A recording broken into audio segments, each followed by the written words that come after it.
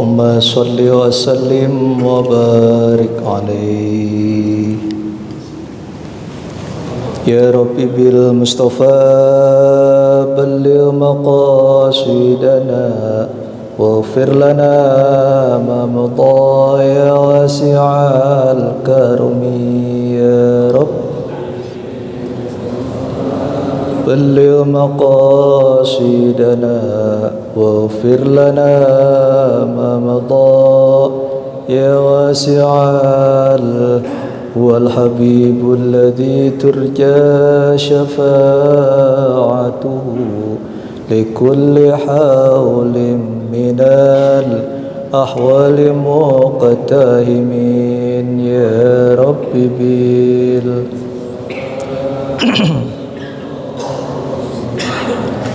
واغفر لنا ما مضى يا واسع اللهم صل وسلم وبارك عليه.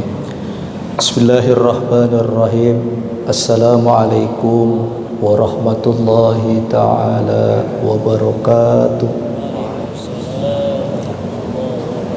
Bismillah walhamdulillah. Alhamdulillahil qail fi muhkamati tanzil. A'udzu billahi minasyaitonir rajim. Al-hajju ashhurum ma'lumat. Faman farada fihinna al-hajj fala rafatha wala fusuqa wala jidala fil hajj. Wa ma taf'alu min khair ya'lamhu Allah. Wa tazawwadu fa inna khairaz zadi taqwa. Wattaquni ya ulil albab. Wa qala Rasulullah sallallahu alaihi wa alihi wasallam, al hajjul mabrur laisa lahu jazaa illa al jannah.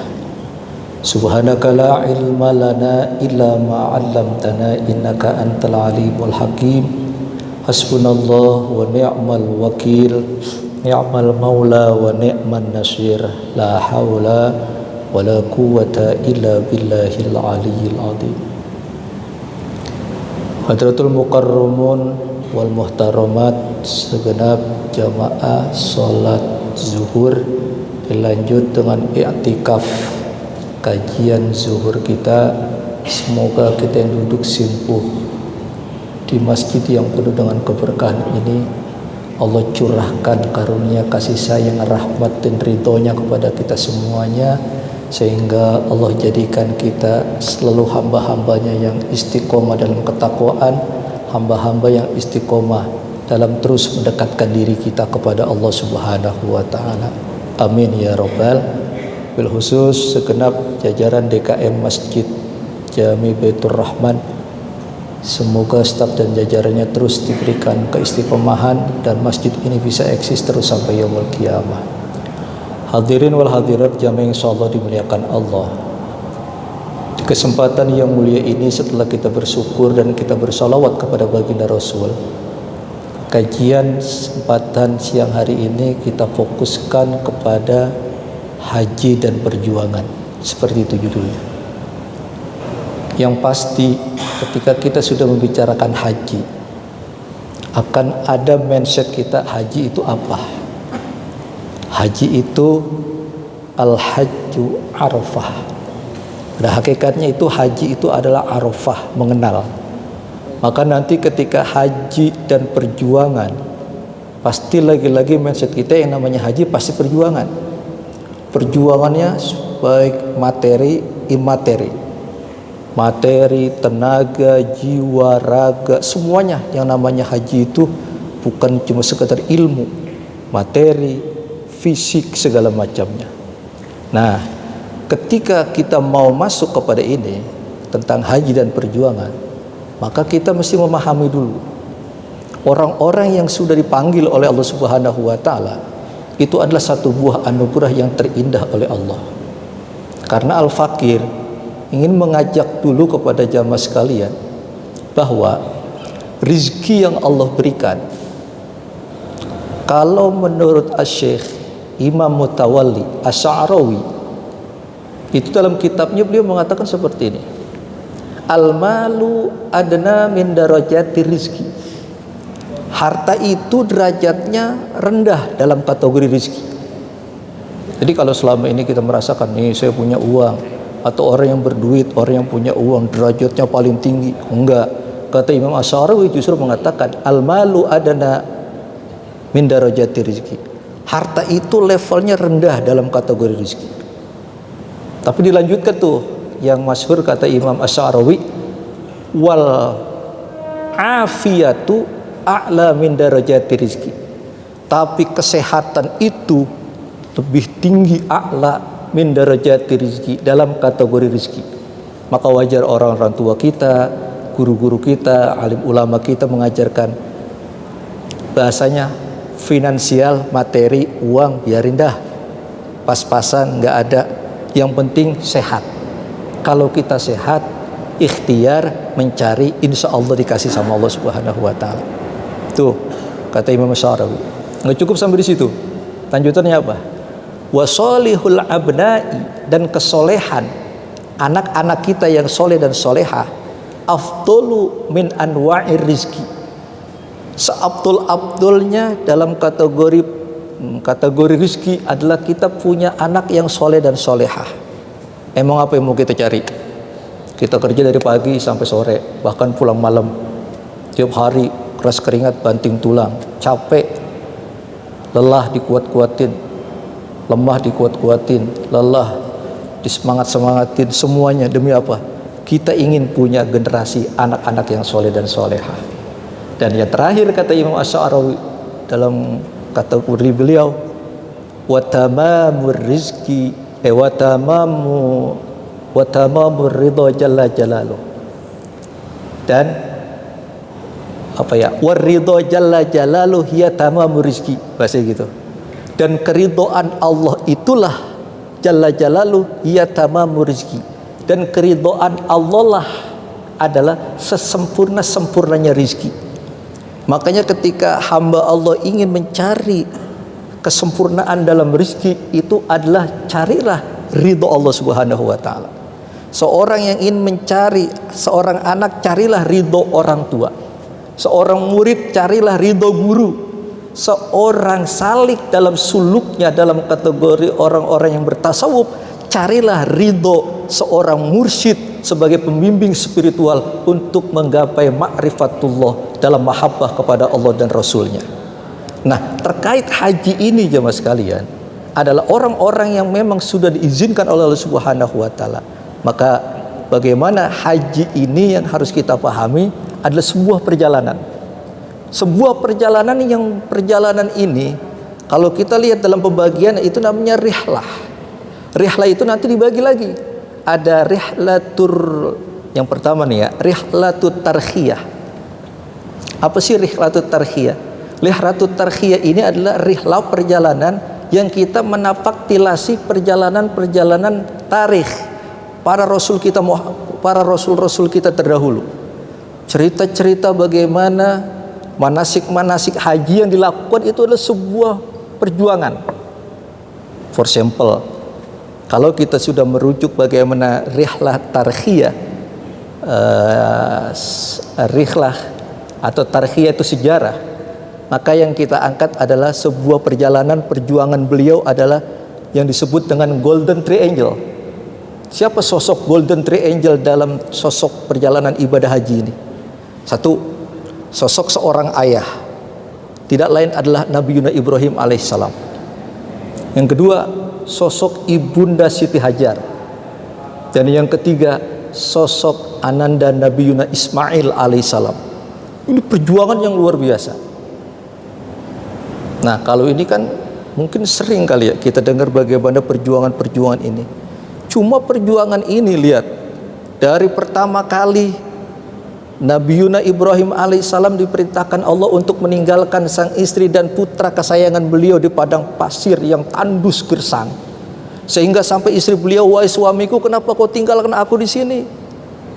Terus beliau jalan tanpa menoles patah kata pun memberikan ucapan. Tapi ketika ibunda Siti Hajar mengatakan, wahai suamiku tercinta, kalau memang ini perintah Allah, kau tinggalkan aku di sini, aku redha, aku ikhlas, apa yang kau lakukan? Barulah Nabi Ibrahim alaihissalam menoleh dan mengatakan, betul, ini aku lakukan adalah perintah Allah, aku titipkan engkau kepada Allah Subhanahu wa taala. Dititipkan kepada Allah Subhanahu wa taala. Terjadi perjalanan beliau pergi, terjadi perjuangan seorang ibu dan anak. Yang kita tahu perjuangan bagaimana dari proses. Ini baru tarhiyah dulu ya. Dari tarikh dulu yang kita angkat. Kemudian apa jemaah sekalian? Ketika ibunda menyusui beberapa hari segala macam, habislah persiapan dan persediaan. Nangislah Nabi Ismail. Sampai ibunda Siti Hajar berjuang. Kalau kata kita tuh berjuang mati-matian. Tapi beliau melihat ke Marwah. Sepertinya di Bukit Marwah itu ada, dari jauh tuh ada air. Beliau berlari-lari kecil ya. Lari-larinya perempuan gimana sih? Lari-lari kecil tuh perjuangan dulu tuh. Akhirnya lihat sampai di sana ternyata tidak ada air. Beliau dapatkan lagi lari menuju ke sana lagi, ternyata beliau lari lagi sampai 7 kali. Cerita seperti itu. Akhirnya apa? Saking karena betul-betul hausnya, mungkin laparnya juga, Nabi Ismail alaihissalam dihentakkan kaki beliau, zumi atau zami. Keluarlah dari hentakan tersebut air yang kita kenal dengan air Zam-Zam. Subhanallah walhamdulillah wala ilaha illallah wallahu akbar. Dari situ datang kabilah perjalanan minta air, dipersilakan ambil. Dia punya apa? Dia punya ghanimah, diberikan. Datang lagi kabilah, dia punya apa? Dia ambil air tersebut, silahkan ambil. Dia punya domba, diberikan. Dari situ tuh pola kehidupan, itu perjuangan. Bayangkan jemaah sekalian. Terkadang ya mohon maaf, mungkin kita punya pasangan hidup, kita tinggal bukan di padang pasir yang tandus, taruhlah di kontrakan. Terus kita nggak tengokin, kita nggak datengin, kita nggak kirimin uang. Kira-kira gimana yang terjadi? Dan ternyata Nabi Ibrahim ketika sekian lama meninggalkan istri dan anak, balik lagi dalam kondisi anak sudah besar, sudah dewasa. Tapi diterima oleh Ibunda Siti Hajar. Kalau kita logikanya, istri model mana yang mau nerima suami sudah pergi sekian tahun, tidak memberikan nafkah, tidak ada kabar, tiba-tiba datang kembali lagi ke keluarga. Apa yang terjadi kira-kira? Wah, udah pasti terjadi perang. Tapi ternyata apa? Diterima. Dan ternyata perjuangan kembali apa? Semenjak akhir bulan Zulqa'dah sampai masuk bulan Zulhijjah, di situ sudah beberapa kali mimpi Nabi Ibrahim alaihissalam. Mimpinya apa? Yaitu yang disuruh sembelih anak beliau tercinta. Namun di sini pelajaran lagi perjuangannya apa? Jadilah orang tua yang tidak otoriter. Jadilah orang tua yang ada komunikasi terhadap pasangan hidup, yang ada komunikasi terhadap anak kita sendiri. Yang diajarkan oleh Nabi Ibrahim alaihissalam, beliau gali komunikasi kepada sang istri. Sang istri pun menerima apa yang menjadi ucapan dan mimpi dari Nabi Ibrahim alaihissalam, sehingga terjadi dialog. Dipanggillah putra kesayangan beliau. Ini hebatnya. Dalam redaksi Quran udah jelas tuh. Ya bunayya inni ara fil manam anni adbahuka fanzur madza tara. Kalau ya bunaya sebenarnya redaksi orang-orang yang di pesantren gitu ya. Itu panggilan kesayangan. Kalau orang Betawi neng, tong, orang Sunda gelis, kasep, kan begitu ya. Terus berbagai macam. Tapi redaksi Arab itu ya bunaya, wahai anakku kesayanganku sini. Inni arafil manam anni adbahuka fandur madza tara. Sungguhnya aku ngimpi diperintahkan untuk menyembelih engkau, wahai anakku. Fandur madza tara. Bagaimana pendapatmu, wahai anakku? Ya Allah, Al-Fakir sendiri nggak kepikiran kalau anak sekarang di Nabi Ismail alaihissalam ini sudah dibaringkan seperti ini. Leher udah siap, ini golok udah siap seperti ini. Ibunda Siti Hajar itu udah, ya namanya ibu siapa sih yang nggak nangis? Itu nangis. Nabi Ibrahim alaihissalam ketika mau menyembelih apa dikatakan? Allahu Akbar, Allahu Akbar, Allahu Akbar. Itu takbir nggak sembarang takbir. Beda kayak kita mah takbir kadang-kadang kita buat bercandaan. Allahu Akbar, nggak ada spirit. Makanya kadang-kadang ya Allah, kalau kita paham ini dari awal bagaimana masuk bulan Zulhijjah, bagaimana haji dan perjuangannya yang luar biasa. Ini baru sosok dari tarkhiyahnya aja udah luar biasa. Maka ketika beliau teriak Allahu Akbar, tetesan air mata nggak bisa dibendung ngelihat. Apa yang kita lakukan? Lihat contoh. Kita mulai dari mana? Setelah ngambil mikot, kita niat, kemudian kita tawaf. Kalau dalam konsep tasawuf itu namanya at-tawafu al-harokah. Tawaf itu adalah pergerakan. Maka bagaimana ketika kita sudah bergerak mengelilingi Ka'bah selama berapa banyak? 7 kali. 7 kali kita mengelilingi Ka'bah, tawaf itu namanya at-tawafu al-harokah. Tawaf itu adalah pergerakan. Harapannya apa? Besok ketika kita pulang ke tanah air, bisakah kita membawa pergerakan untuk bangsa dan umat kita? Minimal untuk keluarga kita, untuk kampung tempat kita tinggal, untuk bangsa negara kita, sehingga NKRI bisa terus eksis, NKRI bisa tetap jaya. Itu PR-nya adalah at-tawafu al-harokah. Tawaf itu adalah pergerakan. Cuma memang dari awal-awal dulu misionaris yang gak pernah cinta dengan negara Indonesia, itu Zionis, para penjajah Indonesia, itu orang-orang yang sudah berangkat haji itu betul-betul ditandai. Nih kalau kita mau tahu sejarah ya, kilas balik sejarah. Kenapa orang Indonesia setelah yang pada pergi haji melihat mentapak tilasi segala macam, jangan sampai gemuruhnya luar biasa, mereka membawa pembaharuan, mereka membuat pergerakan, pulang ditandain. Caranya gimana? Ditambahin apa? Misalnya Samsudin, depannya tarain, tambahin jadi apa? H. Perempuan hajah. Di negara lain ada nggak begitu? Ada. Indonesia tambahin segala macam. Biar apa? Dibidik. Dibidik apa? Jangan sampai nih yang baru pulang dari Arab Saudi dari melaksanakan ibadah haji, mereka membawa perbaruan, mereka membawa pergerakan untuk bergerak maju, Indonesia merdeka segala macam, ditandain. Dan dulu orang pulang haji nggak boleh keluar rumah selama 40 hari. Betul? Iya, dulu saya ingat banget tuh kakek nenek pergi haji tuh pulang, ngapain? Petasan, jedur, gelarin kasur, 40 hari nggak keluar. Ngapain? Gak tahu, katanya masih banyak malaikatnya, kan begitu ya. Padahal mah kalau dari segi penjajahan Zionis tuh yang gak redo, jangan sampai 40 hari itu semangatnya lagi bergejolak segala macam, mereka membawa pembaharuan, akhirnya ada pemberontakan, Indonesia bisa merdeka. Itu dulu.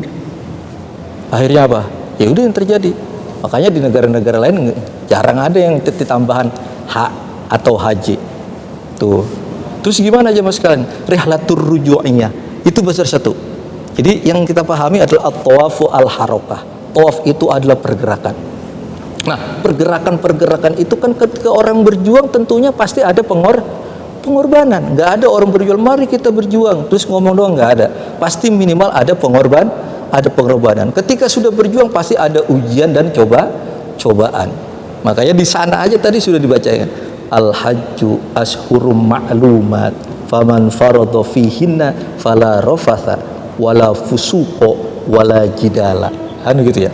Jangan rofath, jangan fusuk, jangan jidal, jangan ngomong kotor, jangan bertengkar, jangan berantem, jangan apa dia? Tadi ngomong kotor kan gitu ya. Akhirnya apa? Dijaga. Bahkan banyak banget tuh kejadian-kejadian yang ketika ngomong sembarangan kan gitu. Kadang-kadang yang melakukan perbuatan spontanitas dibalas oleh Allah Subhanahu wa taala atas perbuatan-perbuatan. Itulah jemaah sekalian insyaallah dimuliakan Allah Subhanahu wa taala. Kenapa haji dan perjuangan ini minimal kita angkat untuk bagaimana kita bisa betul-betul memahami. Dan alhamdulillah jamaah Indonesia ini kloter 1 sudah balik, kloter 2 kemarin balik, kloter 3 besok insya Allah ba'da subuh balik. Ya, kau tahu kebetulan para KBH itu dekat-dekat rumah dan ada orang tua, ibunda mertua itu pergi melaksanakan ibadah haji juga. Dan tahun ini kenapa haji dan perjuangan ini benar-benar diangkat juga, karena untuk sampai kepada kita berangkat dan dikatakan bisa lanjutkan pendaftaran itu ada namanya, bagi yang belum berangkat ya, kalau yang berangkat insya Allah paham lah, itu namanya ada istito'a. Istitoah itu apa? Kalau bahasa Arab kan kemampuan gitu ya. Tapi kalau istitoah ini dalam kondisi sehat, dari paskes sampai RSUD itu ngeling datanya. Sampai detik terakhir pelunasan ini tidak dinyatakan kesehatannya tidak sempurna dan tidak layak untuk sampai berangkat, itu benar-benar nggak berangkat. Itu yang terjadi. Makanya sampai ada kemarin perjuangan, ya Allah, ada satu suami istri nih, istrinya udah lolos, suaminya ada kendala. Sampai akhirnya gimana? Nanti gimana Pak, suami saya seperti, ya kondisinya seperti ini. Ya Allah, sampai sebegitunya perjalanan. Dan memang alhamdulillah ternyata makin kemari meminimalisir angka kematian yang ada di sana, wabil khusus jamaah dari Indonesia, walaupun masih ada yang memang wafat di sana. Yaitu semuanya pasti ikhtiar karena Kementerian Haji gitu ya. Jangan yang sekarang itu ya, mungkin ada usaha untuk terus memperbaiki.